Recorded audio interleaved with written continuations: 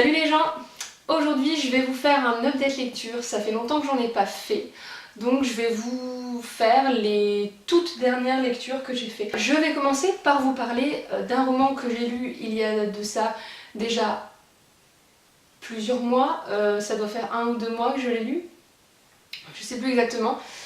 Je vais vous parler de My Absolute Darling de Gabrielle Tallant, qui est aux éditions Galmester. Donc quand on lit le résumé, j'ai mon petit téléphone pour me souvenir un peu de comment il était présenté à la base. Donc on va suivre Turtle Alveston qui habite au nord de la Californie, donc en plein milieu de la nature, très excentrée des autres habitations avec son père. Elle va à l'école mais elle est très fermée sur le monde extérieur. Son père est quelqu'un qui, on va dire, la garde avec lui et elle n'a pas vraiment de vie sociale en dehors de son père. Elle vit clairement sous la coupe d'un père qui est charismatique mais abusif. Voilà, la vie sociale de l'héroïne, donc Turtle, se résume à aller au collège et c'est tout. Donc, et même au collège, elle a quand même du mal à parler aux autres. Sauf qu'un jour, Turtle va rencontrer Jacob, un lycéen avec qui elle s'entend bien, avec qui elle raconte des blagues, etc. Et à partir de ce moment-là, elle va essayer quand même de voir ce Jacob et elle va essayer de sortir de son monde confiné. Et c'est là que les ennuis vont commencer, même s'ils avaient déjà commencé avant. Alors d'abord, j'ai adoré le personnage de Turtle. J'ai trouvé que c'est un personnage qui marque, qui reste, on a tellement envie qu'elle s'en sorte, on a tellement envie que ça s'arrête pour elle, tous ses ennuis. Ses ennuis, c'est un faible mot. C'est un roman qui m'a bouleversée, mais j'étais très... comment dire ? C'était très addictif la lecture. C'est-à-dire qu'une fois que vous avez commencé, vous pouvez plus vous arrêter, quoi, parce que vous pouvez pas, c'est pas possible. L'histoire est tellement atroce et prenante que si vous arrêtez en plein milieu, vous dormez plus la nuit, quoi. C'est possible que ça vous empêche de dormir la nuit, tellement c'est malaisant, tellement c'est... Voilà, Turtle grandit avec un père qui est qui est très charismatique, voilà, il parle bien, il parle beaucoup, il est très instruit, mais c'est quelqu'un clairement qui est fou d'un autre côté, qui est un survivaliste extrémiste, on peut dire, je sais pas si on peut dire ça comme ça, et qui abuse de sa fille, quoi. Donc voilà, les scènes sont très violentes. C'est pas un livre à mettre entre toutes les mains, je pense qu'il faut avoir une certaine maturité pour lire ça, parce que waouh, c'est quand même, on peut dire, une claque dans la gueule ces scènes, quoi. Voilà, c'est très dur comme livre, mais l'écriture est très addictive. J'avais du mal à reposer mon livre et j'avais hâte de terminer le livre parce que on a vraiment l'impression d'être on a l'impression de vivre ça avec elle et on a envie que ça se termine, donc on a envie de terminer le livre pour savoir tout simplement si ça va aller ou pas. Alors même si je suis sortie de ma zone de confort, eh ben, je suis contente de l'avoir lu. C'est un livre qui m'a fait beaucoup... d'émotions, qui m'a donné beaucoup d'émotions, pardon. Donc je ne regrette pas ça. Je voulais vous parler du Faiseur de rêves, qui est un livre qui déjà en VO me tentait beaucoup, mais j'ai attendu la sortie française chez Lumen. Je suis très contente qu'ils l'ont édité. Et ce livre a été aussi une excellente lecture, j'ai envie de dire. Je suis ravie d'avoir découvert la plume de Laini Taylor et je comprends pourquoi cette dame a beaucoup de fans. Elle a vraiment une écriture sublime. Elle arrive à nous immerger totalement dans son monde, à nous conter une belle histoire. Enfin même dans les mots, dans tout ce qu'elle dit, ça fait rêver, quoi. Tu t'en prends plein la vue, c'est très visuel. Bref, le faiseur de rêve, ça parle de quoi? En fait, il est question d'une cité oubliée. C'est le thème principal, on va dire. Et en fait, on va suivre Laszlo, qui est un bibliothécaire. Je me suis un peu identifiée à lui aussi à cause de ça. Il était orphelin, il a été adopté par des moines dans sa cité et il est devenu bibliothécaire. Il est passionné par une cité oubliée, il réunit des tas d'informations là-dessus, il s'y connaît, voilà, il est fan de légendes, c'est un grand rêveur, on va dire, et un jour va débarquer des gens de la fameuse cité oubliée, des gens. Pour être plus précise, on peut dire, oui, on va dire une expédition arrive pour recruter les meilleurs scientifiques et pour retourner à la cité oubliée. Ils ne disent pas vraiment pourquoi, parce que voilà, ils ne disent pas pourquoi sur le coup. Laszlo n'est pas un scientifique forcément, mais il va quand même essayer de les convaincre pour partir à cette cité oubliée parce que il a envie d'aventure, quoi, forcément. Et en parallèle de ça, Laszlo a une particularité, c'est qu'il fait des rêves où il voit une déesse à la peau bleue. Il ne sait pas pourquoi il voit cette déesse, qui était d'ailleurs censée avoir été assassinée. Pardon.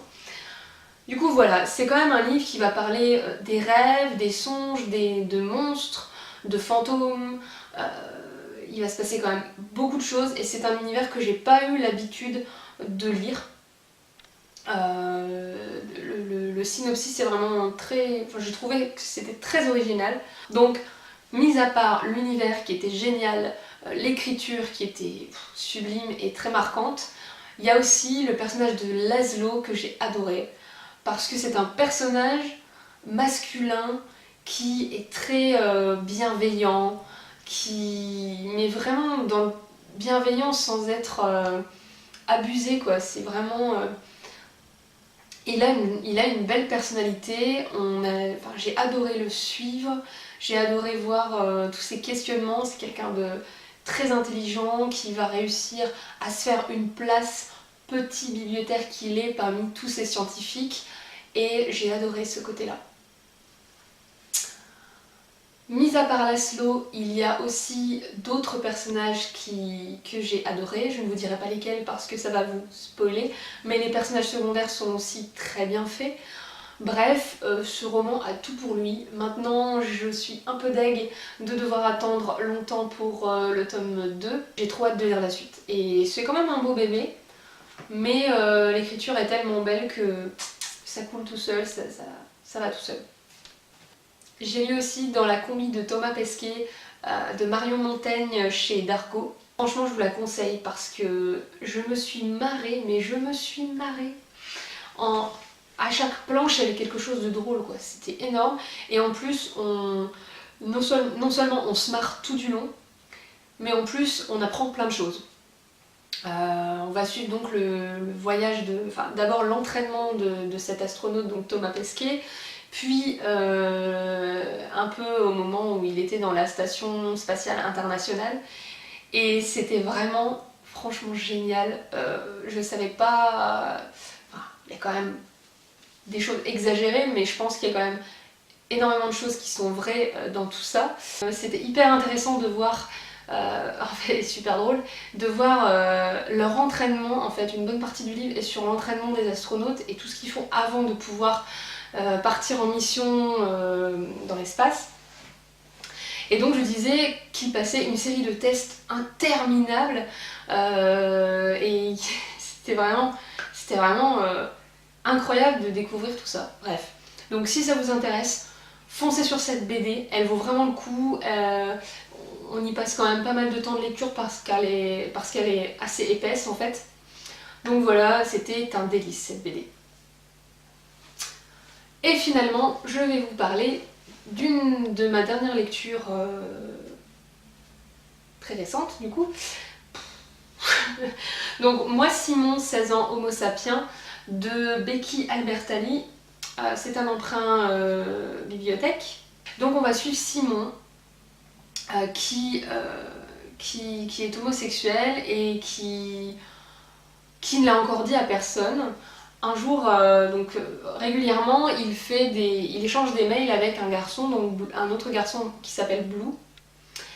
Et ce garçon lui plaît beaucoup, ils échangent beaucoup de mails, on va dire qu'ils flirtent par mail, mais ils ne se sont jamais vus. Et ils ne savent pas au début qui est l'un, qui est l'autre, enfin ils utilisent un pseudo quoi. Et un jour un camarade de Simon va découvrir, va observer ses mails, enfin il va être derrière lui, il va voir qu'il discute avec ce garçon et il va surprendre des conversations, voilà. Et du coup il va lui faire du chantage, il va lui dire ben écoute Simon, si tu ne m'arranges pas le coup avec une de tes copines, ben moi je dis tout à tout le monde. Je dis que tu es homosexuel à tout le monde. Donc ben là c'est le cataclysme. Simon va rentrer un peu dans son jeu et va s'en suivre plein de choses. J'ai adoré ce roman. Déjà les personnages sont top. Enfin, déjà le héros Simon est très agréable à suivre, c'est quelqu'un de génial, de bienveillant, il a une belle personnalité et il y a aussi donc les personnages secondaires, ses meilleurs amis, donc il y a Léa et comment il s'appelle l'autre? Merde, j'ai oublié le nom de Nick je crois. Il y a aussi Léa et Nick, donc ses meilleurs amis. Alors d'ailleurs Léa je l'ai complètement kiffé ce personnage.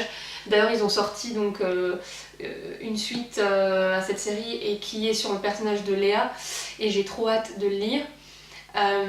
Donc les personnages secondaires étaient vraiment bien aussi. Voilà, ils étaient tous bien. Il y a aussi on voit aussi les parents de Simon et j'ai vraiment apprécié les passages où on voyait sa famille.